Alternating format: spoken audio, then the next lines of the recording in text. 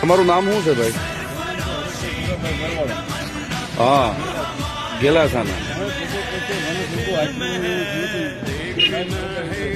મજબૂત થઈ ગયું છે, એમાં હગાઈ ગઈ છે બને અને રાખે તો બને, પણ અમે એ ન્યાય લેવા વગર છૂટકો નથી, પણ ન્યાય ન મળે તો હું અમે તો હટાઈ ગયો.